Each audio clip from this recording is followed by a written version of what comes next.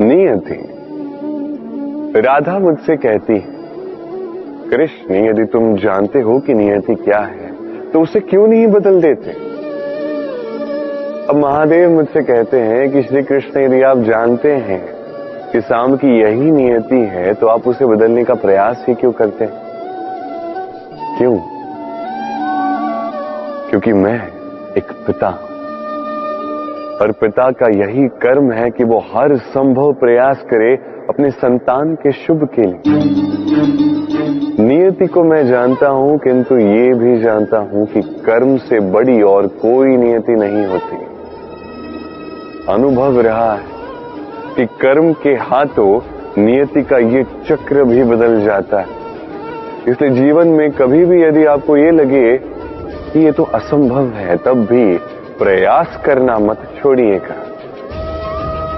क्या पता आपके कर्म का कौन सा पेच नियति के इस पहिए में फंस जाए और नियति को अपना मार्ग ही बदलना पड़े, है कि नहीं। इसलिए नियति को भाग्य मानकर चुप मत बैठिएगा। अपनी नियति स्वयं अपने कर्मों से निर्धारित कीजिए, क्योंकि आपकी यही कर्म है जिस पर आपका अधिकार है और इस अधिकार का नियति कई बार सम्मान भी करती है। तो आइए और मेरे साथ प्रेम से कहिएगा, राधे राधे। शक्ति एक अत्यंत विचित्र वस्तु है, क्या कह सकते हैं भाव। पिता सदैव चाहता है कि वो अपनी शक्ति पुत्र को सौंप सके ताकि वो शक्तिशाली बने, ये उसके हित में हो। और पुत्र सदैव चाहता है कि उसे पिता से ये शक्ति प्राप्त हो सके, किंतु शक्ति प्राप्त करने के लिए पुत्र होना पर्याप्त नहीं, पात्र होना आवश्यक है। यदि आपको सरलता से समझाऊं तो यदि आप सुपात्र और आपको शक्ति दी जाती है तो आपको उस शक्ति का महत्व ज्ञात होगा, कहां उस शक्ति का प्रयोग करना चाहिए वो ज्ञात होगा, और ये शक्ति अर्जित की हुई शक्ति होगी तो इसका दुरुपयोग नहीं होगा। किंतु यदि यही आप कुपात्र होंगे और यदि आपको शक्ति दे दी जाए तो क्या होगा। देखा जाए तो ये शक्ति आपको दान में ही मिली होगी, तो ना इसका महत्व आपको ज्ञात होगा, ना इसका उपयोग आपको ज्ञात होगा। इसका दुरुपयोग होना निश्चित है। इसलिए यदि आप कोई शक्ति प्राप्त करना चाहते हैं तो पहले उसके योग्य बनिए, पुत्र नहीं पात्र बनिए। और मेरे साथ प्रेम से कहिए, राधे राधे। कहते हैं एक पुत्र पिता की परछाई होता है और हर परछाई चाहती है कि वो अपना अस्तित्व प्राप्त कर सके।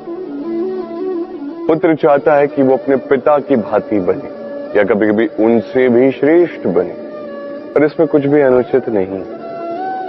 अनुचित तब हो जाता है जब पुत्र अपने पिता जैसे बनने के स्वप्न को लेकर या उनसे भी श्रेष्ठ बनने के स्वप्न को लेकर अनुचित मार्ग पकड़ लेता है,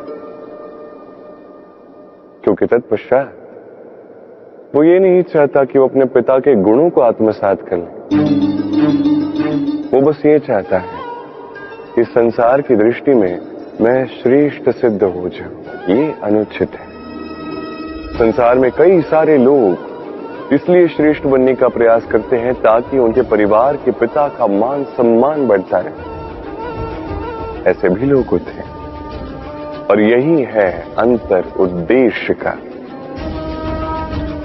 स्मरण रखिएगा, यदि आपका उद्देश्य शुभ होगा मार्ग भी शुभ होगा, यदि आपका उद्देश्य अशुभ होगा तो मार्ग भी अशुभ होगा। तो अपने पिता जैसे बनने का प्रयास अवश्य कीजिए, उनसे भी श्रेष्ठ बनने का प्रयास अवश्य कीजिए, किंतु स्मरण रखिएगा आपका संकल्प और आपका उद्देश्य दोनों शुभ होने चाहिए। तो आइए और मेरे साथ प्रेम से कहिए, राधे राधे। शक्ति शक्ति पाना इतना कठिन नहीं है जितना शक्ति पाने के पश्चात उसे संभाल पाना कठिन है। क्योंकि जैसे ही मनुष्य शक्ति प्राप्त कर लेता है उसके मन में गर्व आता है, जो अभिमान बनता है, जो हठ बनता है। इसलिए शक्ति प्राप्त करने के साथ ही विनम्र होना अति आवश्यक है। और ये हमें सीखना चाहिए वृक्ष से। वृक्ष जो हमें फल देता है, वृक्ष जो जितने फल देता है उतना ही झुक जाता है। हम पत्थर मारते हैं उस वृक्ष पे फल प्राप्त करने के लिए, उस पत्थर की मार सहकर भी वृक्ष हमें फल ही देता है। कोई गर्व नहीं, कोई अभिमान नहीं, और इसलिए इसी वृक्ष की पूजा की जाती है। ये होती है महानता शक्ति के साथ विनम्रता की। यदि ये शक्ति सृजन करती है, सहारा बनती है, संबल बनती है, तो ही ये उपयुक्त है। अन्यथा ये शक्ति एक दिन आपको अशक्त अवश्य करेगी। तो शक्ति अवश्य प्राप्त कीजिए, किंतु उसके साथ उस शक्ति को संभाल सकने का विवेक भी आपको जागृत करना ही होगा। तो आइए और मेरे साथ प्रेम से कहिएगा, राधे राधे। मनुष्य अपने जीवन में ईश्वर को बहुत मानता है, उसके लिए क्या कुछ नहीं करता, भिन्न भिन्न नामों से उसे पुकारता है, उसकी पूजा करता है, आराधना करता है। वो जानता है कि ईश्वर उसे शक्ति अवश्य देंगे, उसके सहायक वो अवश्य होंगे।